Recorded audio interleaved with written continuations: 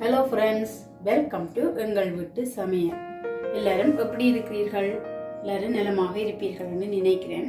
இன்றைக்கு நான் உங்களுக்காக செய்து காட்ட போறது சில்லுக்களி தான் செய்து காட்ட போறேன்.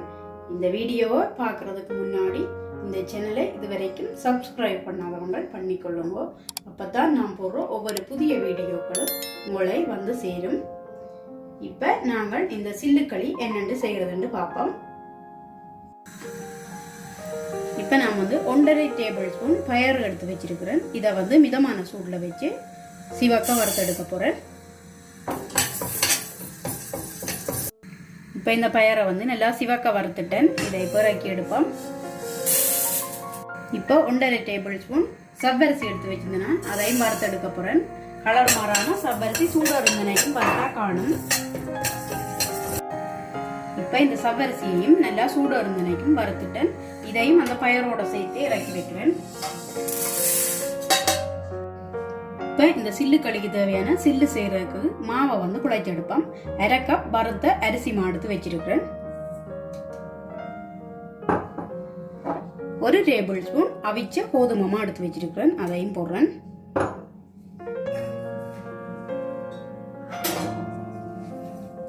2 டேபிள் ஸ்பூன் வறுத்த உளுத்தமா சேர்க்கிறேன்.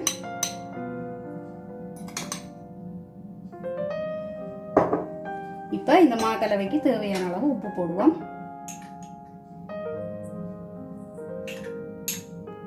நான் ஒரு 1/2 டீஸ்பூன் அந்த அளவு போட்டிருக்கிறேன். இதை இப்ப நல்லா கலந்து விடுவோம். இப்ப தண்ணியை நல்லா கொதிக்க வச்சு எடுத்து வச்சிருக்கிறேன். இதை அப்படியே நல்லா கொதிக்க விட்டுட்டு இப்போ இந்த தண்ணியை கொஞ்சம் கொஞ்சமாக விட்டு இதை குழைச்சி எடுக்க போகிறேன். இடியப்பத்தை குழைக்கிற மாதிரி குழைச்சி எடுக்கணும். இதை இப்போ நல்லா கையாலையும் இடியப்பத்தை குழைக்கிற மாதிரி குழைச்சி எடுத்துக்கிட்டேன். இப்போ இதை நாங்கள் சில்லு மாதிரி செய்து எடுப்போம். கையில் இப்படி ஒரு வட்டமாக உருட்டிட்டு 2 விரல்களுக்கு இடையில வச்சு இப்படி நசிச்சு விட்டா சில்லு வந்துடும். இப்படி இப்படி இருக்கிற மாவை சில்லு மாதிரி செய்து எடுக்க போறேன். சில்லு கடிக்கு தேவையான சில்லு எல்லாம் செய்து எடுத்துட்டேன். இப்போ இதை நான் நீத்துப்பட்டியில போட்டு அவிக்க போறேன். ஒரு 10 நிமிஷம் வச்சு அவிப்போம்.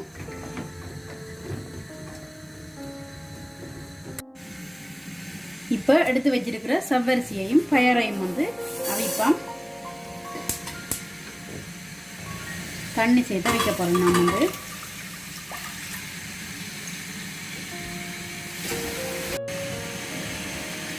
நான் இந்த கப்பால 2 கப் தண்ணி இப்ப விட்டுருக்கிறேன்.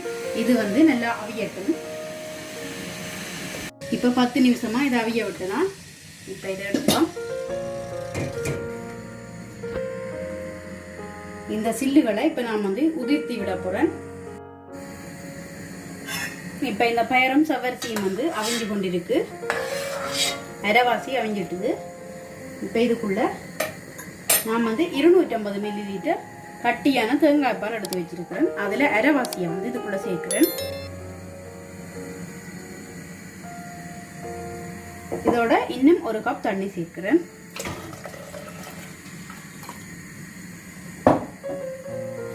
அரை கப் சீனி எடுத்து வச்சிருந்தேன்னா அதையும் நான் இதுக்கு சேர்க்கிறேன். நீங்கள் சர்க்கரை விரும்பினா அதையும் போட்டுக்கொள்ளலாம். அடுத்த ஒரு சிட்டிகை உப்பு போட போறேன்.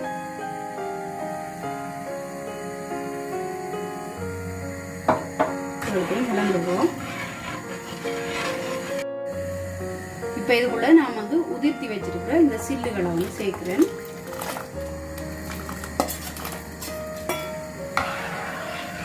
இது ஒரு 5 நிமிஷம் அவிய விடுவோம். இதுல நான் 1 மேசக்கரண்டி பருத்த உளுத்தமா எடுத்து வச்சிருக்கிறேன். அதுக்குள்ள கொஞ்சமா தண்ணி விட்டு இதை கரைச்சி எடுக்க போறேன். நல்லா கொதிச்சு கொண்டிருக்கு. இப்ப இதுக்குள்ள வச்சிருந்த மிச்ச அரைவாசி தேங்காய் பாலையும் சேர்க்கிறேன்.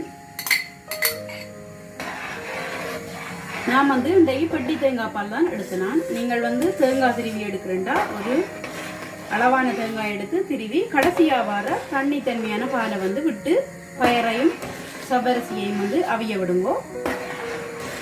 இடையில சில்லு போடைக்குள்ள நீங்க வந்து 2ஆம் பாலை விடுங்கோ. பிறகு கடைசியா வந்து முதல் பாலை விட்டு கலந்து விடுங்கோ.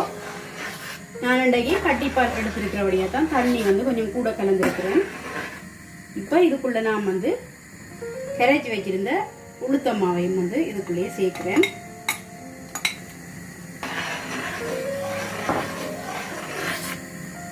இனிப்பு உங்களுக்கு கூட போட விரும்பினா கூட போடலாம்.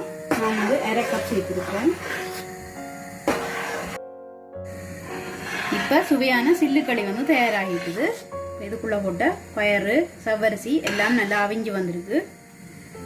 பார்த்தீங்கன்னா தெரியும். இப்போ அடுப்பை நான் ஆஃப் பண்ணி போகிறேன். பண்ணிட்டு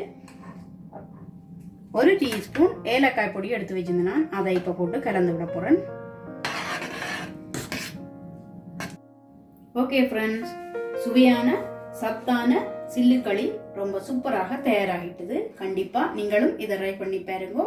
எப்படி இருக்குன்னு சொல்லி உங்களோட கருத்துக்களை இன்பாக்ஸுக்குள்ள சொல்லுங்க. இந்த வீடியோ உங்களுக்கு பிடிச்சிருக்குமென்று நம்புறேன். பிடிச்சிருந்தா லைக் பண்ணுங்க, ஷேர் பண்ணுங்க, சப்ஸ்கிரைப் பண்ணுங்க. மறக்காம அந்த பெல் பட்டனையும் பிரஸ் பண்ணிவிடுங்க. நான் உங்களை இன்னும் ஒரு புதிய வீடியோவில் சந்திக்கிறேன். அது வரைக்கும் நன்றி.